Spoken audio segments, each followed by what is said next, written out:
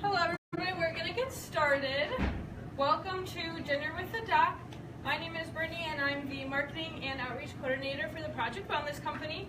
I just want to thank you guys for coming tonight and to Yolo's Cafe for helping us host this event and providing dinner for you. So tonight Dr. Alex is going to be presenting on leaky gut syndrome. So with that, I'll let him take over. And for Brittany for setting all this up for me. Thank you, Brittany. Who knows who this is? Go ahead. Steve Jobs, right? So according to Forbes, Steve Jobs' net worth today would be about $31 billion. Billion. I don't know if you guys are playing the Powerball tomorrow night, but I am. And the Powerball tomorrow, the jackpot's supposed to be about $700 million. So Steve Jobs would be about 44 times what this jackpot would be worth. Okay. But now my question for you is, who would want to trade places with Steve Jobs right now? No? Right. So Steve Jobs passed away a few years ago. So would it be safe to say that everybody's health is worth at least $31 billion? Right. Now, if we can have the cars, and if we have the toys, and the houses, and the vacations, but we're not healthy enough to enjoy those things, what are they truly worth? Right? So in my opinion, health is our number one asset, and we got to do everything we can to protect that. Would everybody agree? Okay. So I want to appreciate or acknowledge everybody for being here tonight. In some way, shape, or form, if you're here, you are making your health somewhat of a priority, and I thank you for that. But I'd like to take the next 15 or maybe 30 minutes or so to talk about a serious health condition called leaky gut syndrome, of course. And the reason why I want to do that is I want to limit everybody's chronic disease in this room. Okay? As we're going to learn tonight, that leaky gut leads to a lot of disease, a lot of illnesses, and a lot of that can be prevented if you don't have it and reversed if you do. And we'll talk about that as well. Okay, so the key for me is I want to keep it fun. I want to keep it interactive as well. Everybody throw up your right hand for me. Everybody throw up your left hand for me. Okay, no shoulder issues out there. Okay, good. If you do have them, talk to me later because I can help you with those too. Okay, but I want to make sure you guys are participating. Okay, so if you have a question, go ahead and throw up a hand and ask. Again, I want to keep it as interactive and as fun as we can. Okay? All right, who's ready to get started? All right. So tonight what we're going to talk about is that leaky gut syndrome. So we're going to start by comparing normal versus what that leaky gut means and what it actually looks like. Okay? And then we'll talk about the causes, a lot of different causes, some of the symptoms that you may or may not feel if you do have it, and then some of the related health issues. So Crohn's disease, we already had a little discussion on Crohn's disease, which is one of them. We'll talk about a few more. And then eventually what you can do if you do have leaky gut and how to protect yourself from getting it again. All right, so this is what the normal gut looks like. Okay, I apologize about the presence up here on the screen, but normal gut, the key here is how close these cells are to one another. Okay, so when I talk about the gut, I mean the intestines. Primarily in this case is the small intestine. Okay, so with this normal tight junctions, we call these tight junctions the gaps in between those epithelial cells, those cells that are lining the gut on the inside. Okay, that's what allows us to absorb what we want and keep out what we don't want. Okay, so it's a very selective process what gets to go through this gap right through here, this junction. Where does that lead? From the gut right into the bloodstream.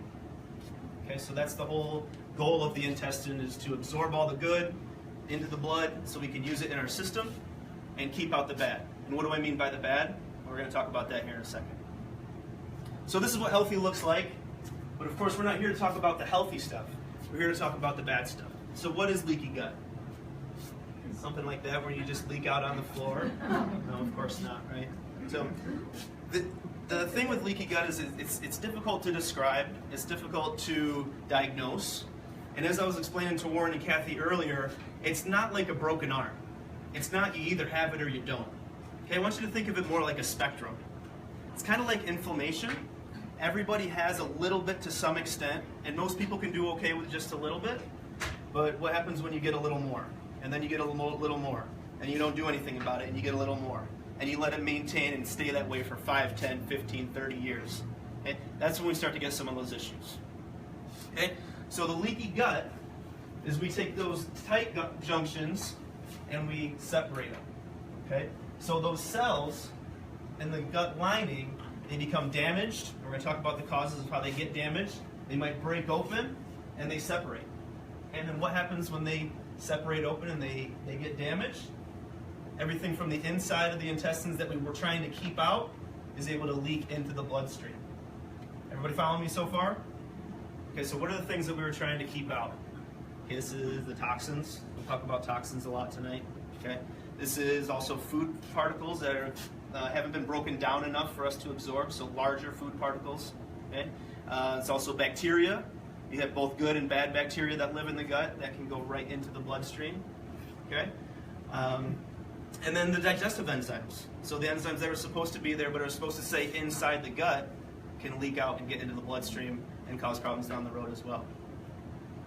Okay, so what's causing it? Number one, first and foremost, is diet. All right, guys, what's Homer Simpson's favorite food? Donuts. Yeah, what's his favorite beverage? Duff's beer, right? Beer and donuts on a diet. Do you think Homer Simpson might have some gut issues? Yeah, I think so. Okay, so poor diet, first and foremost, that's number one. Obviously, when we're talking about the gut, what we're putting into the gut is going to have the biggest effect on its health. All right, but we also got to think of things like toxins. Okay, and as we're going to see here in a second, toxins come from everywhere and they're almost unavoidable. Chronic stress, stress on both the inside and the out, from the inside and the out. Okay, and then that bacterial imbalance. So we'll talk about the importance of good bacteria and how we need to keep that in line and in check. All right, so we're talking about the diet. The usual suspects, okay, are something everybody's heard of before. Okay, you got your gluten, you got your dairy, the casein, which is the protein in dairy. So gluten is to wheat, like casein is to dairy. Okay, so gluten is the protein in the wheat, casein is the protein in dairy. Okay, and again with these two, the key here is at the bottom. Small amounts of these may be tolerated. We can do okay with a couple slices of bread. Okay, we can do okay with a few pieces of cheese. This is Wisconsin, right? But the key is if we override the system with these things, that's what turns our body against them. Okay, so we need to have them in moderation. Now, the big one for me is on the right there. That's the sugar. Okay, the sugar. All right, sugar is pro-inflammatory. Okay, so what does that mean? When the sugar gets into the arteries, it causes inflammation. Now, there's two forms of inflammation. Okay, there's localized inflammation, which I'm sure you've all heard about. You roll your ankle, it blows up like a balloon, right? Now that's a good kind of inflammation. We need that. The ankle needs that swelling to bring proper nutrients to the damaged tissue so it can heal. Okay? The problem is the systemic kind of inflammation. And what do I mean by systemic? It's affecting the arteries, it's affecting the veins, it's affecting the blood vessels. Okay? Now when we have too much sugar floating around in our blood vessels, they're like razor blades going through a hose. Okay, they're just slowly tearing through the wall of that artery, slowly tearing through the wall of that vein. And then there's a response from the body, from that damaged cell and that damaged tissue, and that's that inflammatory response. Okay? So that's that systemic inflammation. You hear me say inflammation a lot tonight. The other thing with sugar is it feeds the unhealthy gut bacteria, unhealthy gut fungus, which is actually what Candida is. It's a fungus. And this fungus, they feed off of that sugar. It's a main food source of the fungus. Okay? And when that fungus is forming, it takes an effect on the healthy bacteria that's supposed to be there. Okay, so too much of the bad, again, beating up on the good. And then, of course, that sugar, it leads to visceral fat. Now, this is not the visceral fat that's right underneath the skin, not the fat right underneath the skin. What I mean by visceral fat is the fat surrounding organs. Okay? So we're talking about that stress, both the stress on the organs from the pressures on the outside, the visceral fat that's not supposed to be there. Okay? And also what this visceral fat does is it relays some hormonal responses as well. Okay, primarily being estrogen. Now when we get our hormones out of whack, again, leading into that systemic inflammation, causing problems that the whole body is going to have to result in down the road. Okay, so again, sugar is a toxin. Sugar is the number one problem, in my opinion, in the American diet. We get way too much of it way too early on. But when we're looking at leaky gut syndrome, it's not all about the bad stuff that we're putting in. It's that we're not getting a lot of the good stuff. Okay, we're not getting enough nutrients that the cells need to maintain and be healthy. And this isn't just maintaining the integrity of the mucosal cells, so those cells in the lining of the gut. Okay, this is every cell in our body. Every cell in our body needs to be properly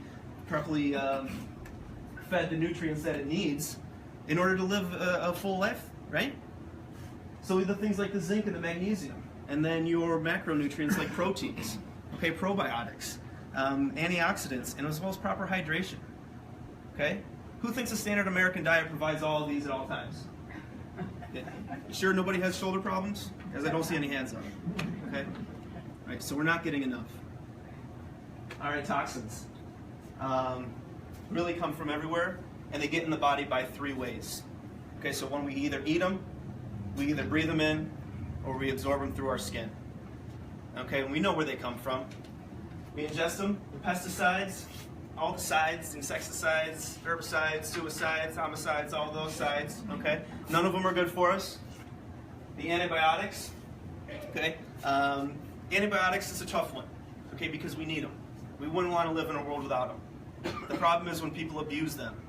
Okay, the problem with the antibiotics is they don't know the difference between the healthy bacteria and the bad bacteria. They just wipe it all out. And you got the ethanols, okay. I enjoy having a few myself, but you got to keep it in moderation again.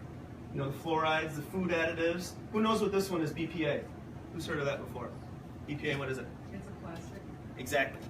It comes from the plastic into our foods that the bottled water's in, that the food is wrapped in. So this plastic is absorbed by the foods, and then it's absorbed by us.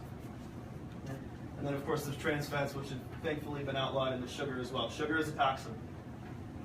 Okay, and then everything that we inhale. Okay, so pollution, the cigarette smoke. Okay, but it's also things that you wouldn't quite expect. Okay, your household cleaners, the mold. Monica, household cleaners, you know all about that, right? And how dangerous they can be. And then the skin contact. So what are we putting on our skin? The cosmetics, okay, the bug repellents, the sunscreens. Okay, all of these are absorbed at some effect, and all of these can get into the bloodstream and have an effect on every cell in our body, including the ones in the gut. So how do we get rid of them? Okay. It's tough, right? They come from everywhere, and they're around us at all times, and we really don't have much of a chance. This 2009 study proves that. Okay, this 2009 study by the Environmental Working Group, it took. Oh, excuse me. There we go. So took the umbilical cords from 10 already delivered babies. Okay.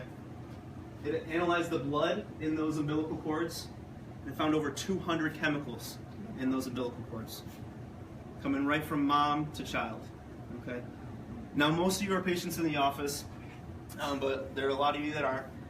And this one hits home to me and to us as a community at All About Chiropractic and Project Wellness Company, because Dr. Bailey just gave birth to a beautiful baby girl 2 days ago. Okay? And Dr. Bailey lives an incredibly healthy lifestyle, healthier than most. Okay? But do you think that baby girl was somewhat affected by the toxins that we live in our society today? 100%. There's no question about it, right?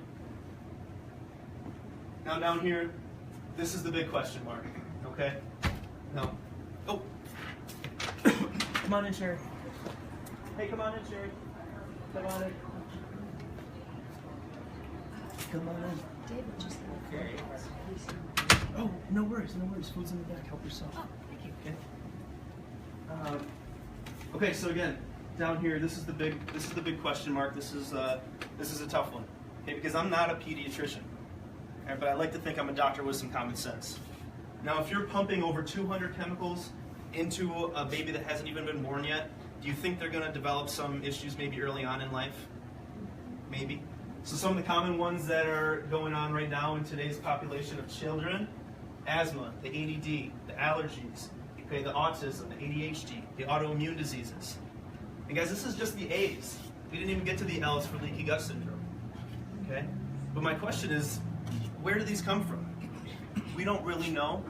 But again, I'd like to think of myself as a doctor with common sense. And if we're pumping this type of toxins into our children, it only makes sense that they're going to respond in some way. Okay? So, Harold, what percentage of kids when you were growing up had asthma? What did you say? 5%.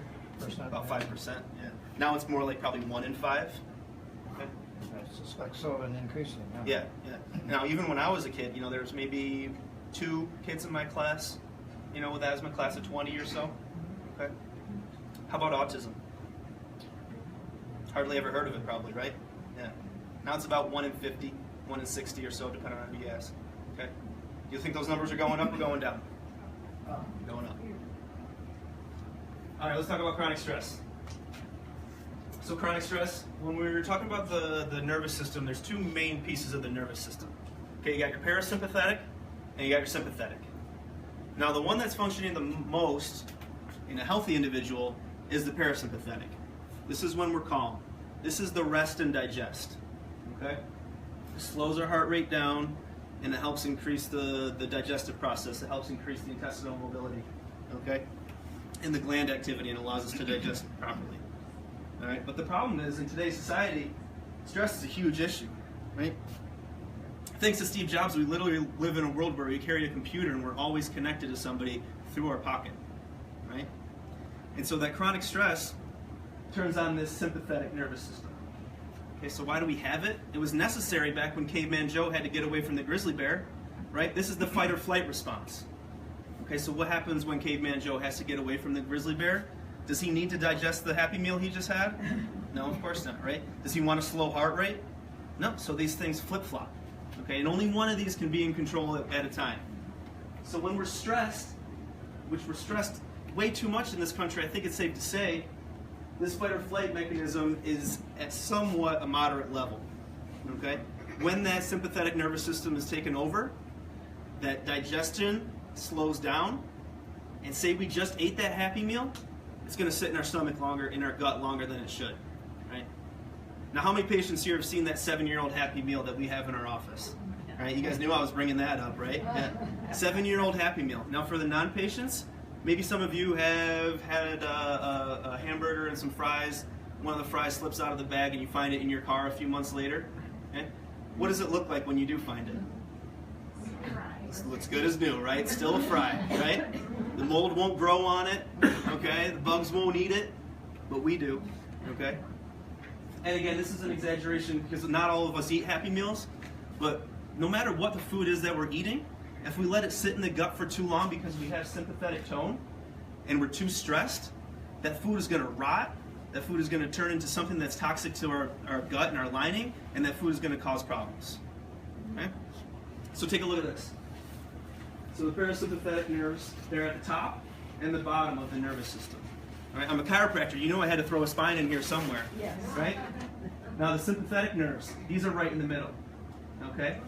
Now do you think if you have poor posture and maybe you're hunched over a little bit, or maybe you have a curve in your back that shouldn't be there, do you think that the nerves that are coming out of these areas are affected in some way? Yeah. And do you think that if those nerves are affected in some way for the long term, you're going to have more sympathetic tone than you should in your body? Definitely. Right? So what can we do about it? Decrease the stress. Get an adjustment once in a while. Okay? Allow your body to heal. Allow your nervous system to take over like it's supposed to. All right, going into this bacterial imbalance. So again, like I mentioned with the antibiotics, we have good and we have bad bacteria in our body. Okay, and we need the good. So this gut-associated lymphoid tissue, this GALT, represents 70% of the immune system, and it lives right here in our gut. Okay, this is what's going on with those bacteria that are in there. Okay, 70% of the immune system lives in the gut.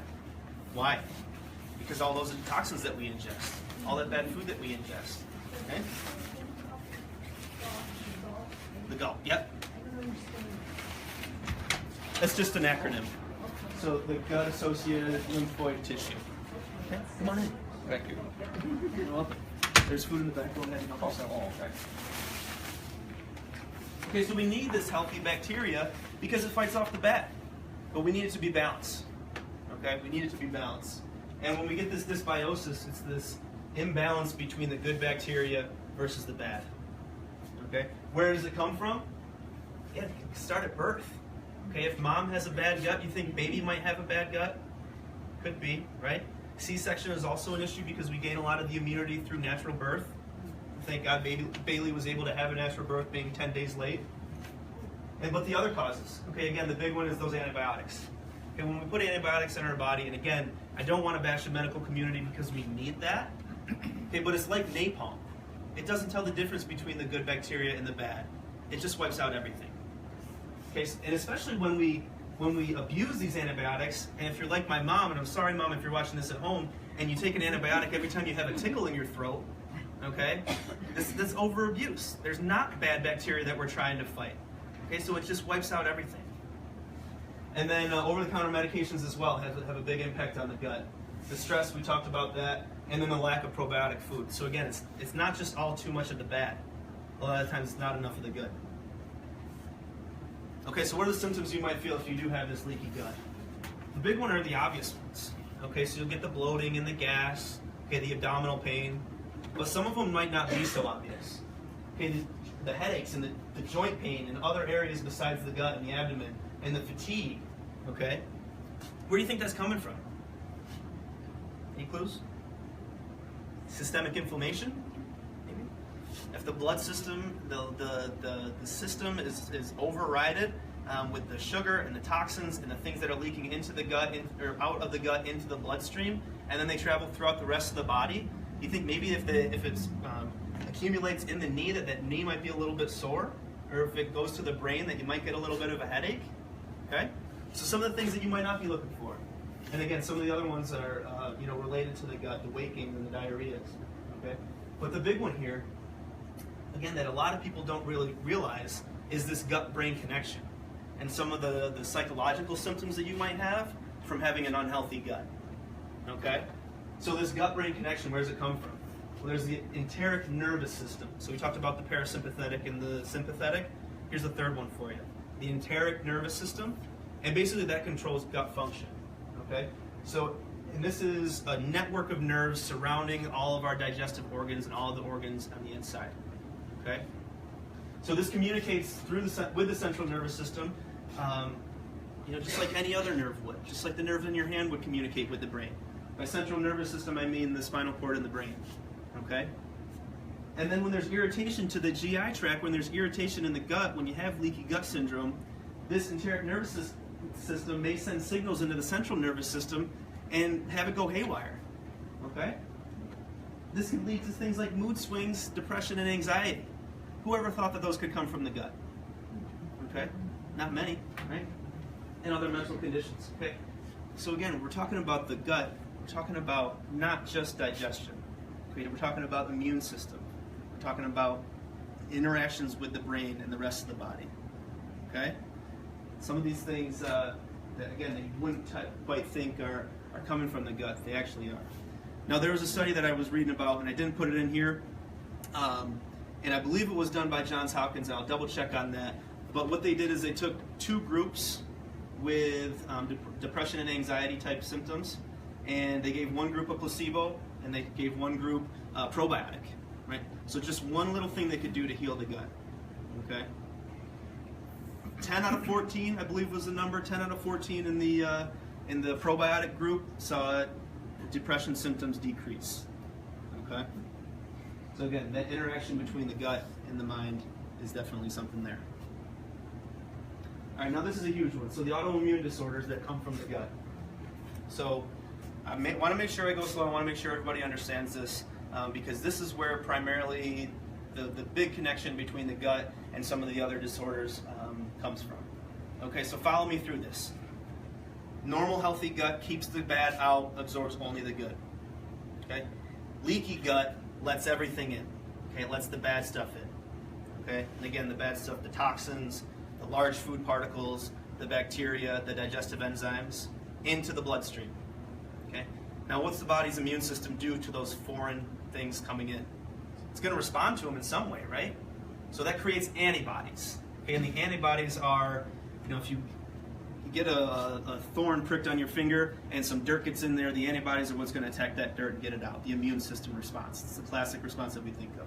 Okay, but when these foreign invaders are attacked by this immune system, it kind of goes into overdrive. And when it's happening every single day with every single meal, it creates too much antibodies. Okay, and when we have too much of those in the system, they can start to make mistakes. Okay, Nobody's perfect, not even your antibodies. So what they do is they attack healthy tissue, okay? And this is where that term autoimmune comes from, okay? The body's natural immune response to an unnatural invader turns to something healthy, turns to something that's not supposed to attack, okay? Now, depending where this immune response takes place, that could determine which and the severity of it, that could determine which autoimmune disorder results from that. Okay, so let's take a look at a couple of those. So obviously, it can take place right there in the gut. It doesn't have to travel too far, right? So you can get things like irritable bowel syndrome and inflammatory bowel disease. And we're going to talk about these here in more detail in a second. But it can also, like I said, it can also accumulate in your knee or in your fingers, okay, leading to some things like rheumatoid arthritis. All right, celiac disease, that's an allergy. Okay, again, that's an allergy to that gluten. And fibromyalgia, very, very poorly understood, but what we do know is that it is the body is attacking itself. Okay, so again, the antibody, the nervous system's response to attacking itself. Type 1 diabetes, psoriasis, it can accumulate in your skin and result in the psoriasis. Okay? It's the lupus, again, a very poorly understood disease, something that affects the skin and the head and the gut altogether, an autoimmune disorder. Some of these other ones, allergies, the food intolerances. Okay, so if you think you're bombarding your system with gluten and you're Homer Simpson and you're eating a dozen donuts a day and you have too much gluten in your body and it's leaking through your gut into your bloodstream and then your body's responding to that gluten, making antibodies to fight off that gluten, that eventually it'll form into something like an allergy or at least an intolerance. Makes sense, right? That's where celiac disease comes in. So again, we're talking about this irritable bowel syndrome. This is a similar one to leaky gut. To me, they almost run hand in hand.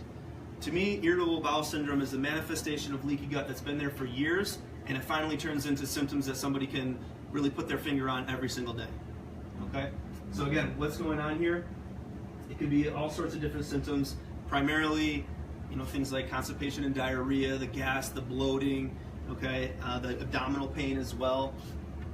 And again, it's on a spectrum, okay? It's not like a broken arm. It's not you either have it or you don't. You can have some of it, you don't have to have all of it. It's not 100 or 0. Okay?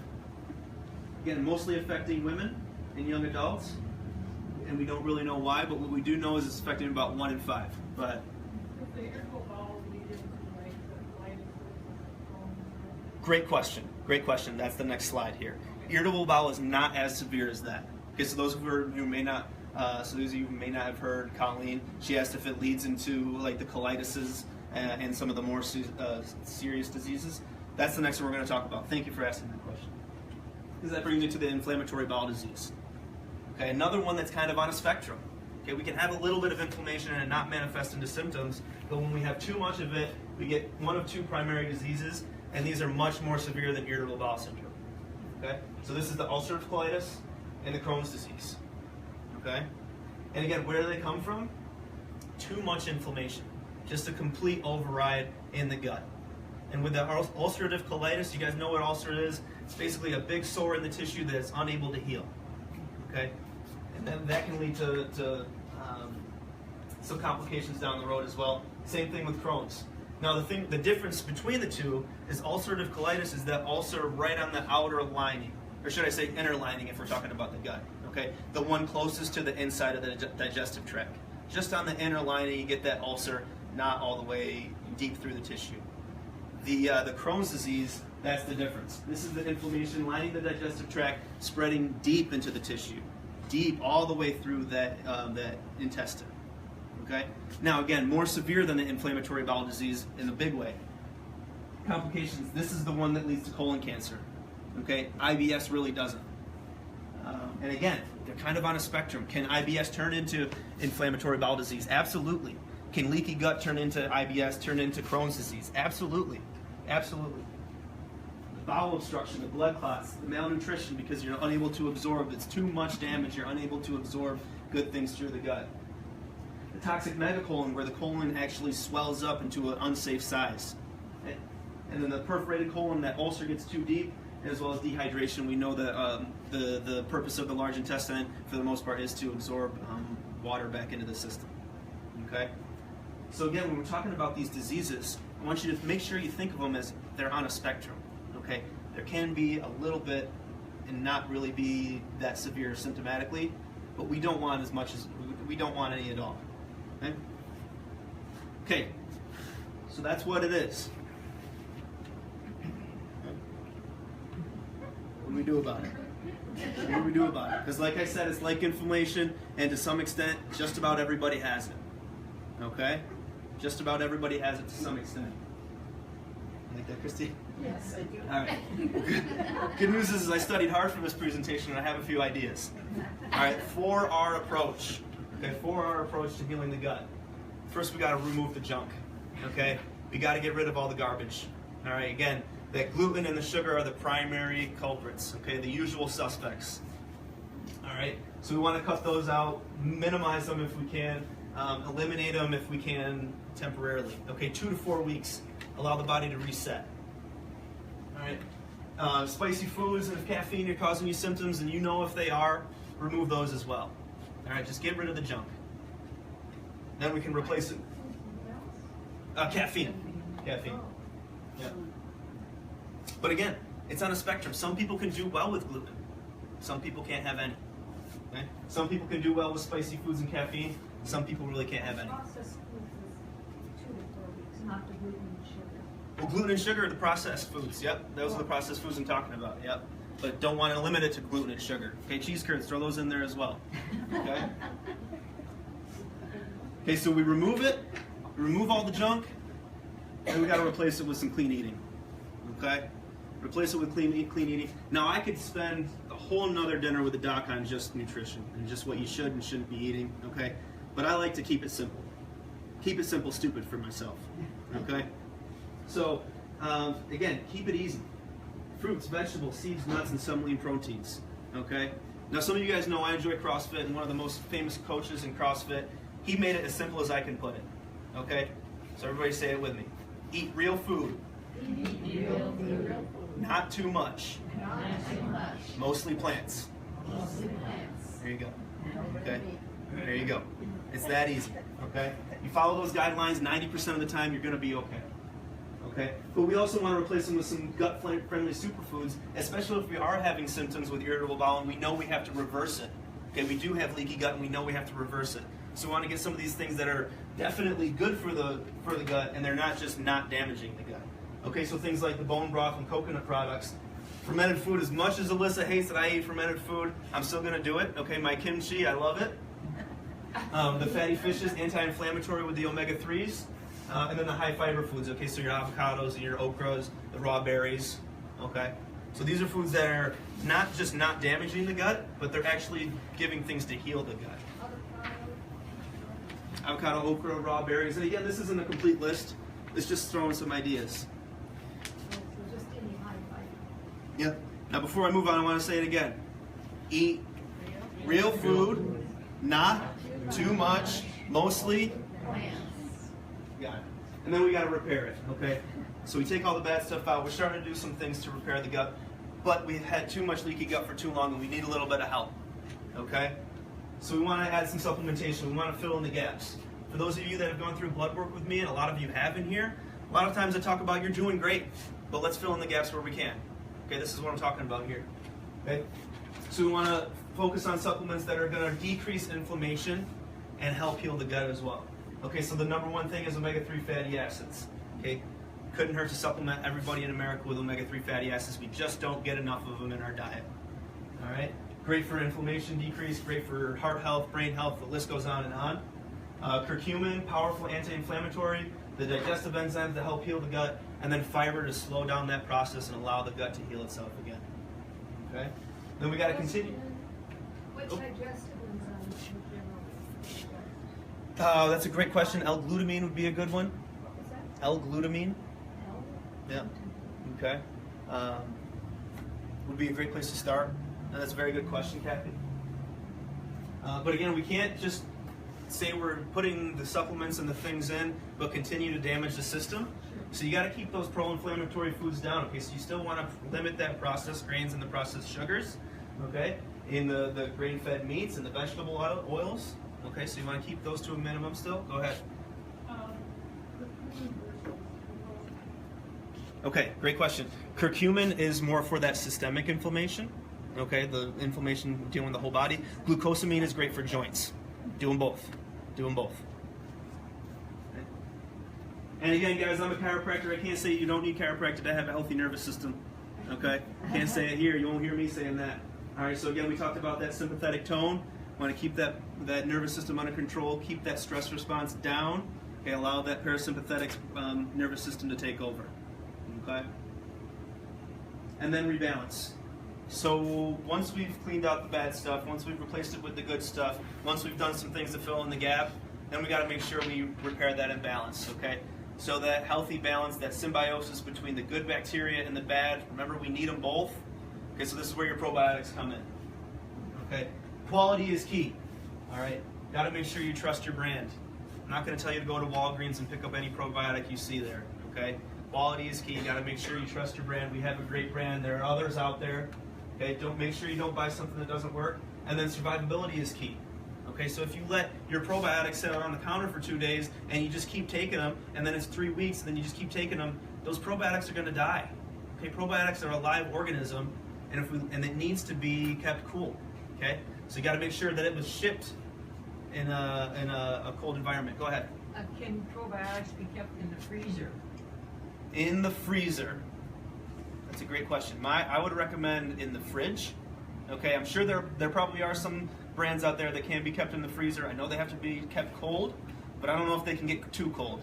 Okay, Marianne, so I'm going to look into that. That's a very good question. I don't know the answer to you. My recommendation would be keep them in the fridge because I know that that's safe. Okay? You're welcome. Okay? So, yeah, just keeping a healthy probiotic in. Again, it's one of those things that I think that everybody should be taking. Because we just don't get enough of the good probiotics in the standard American diet. Okay?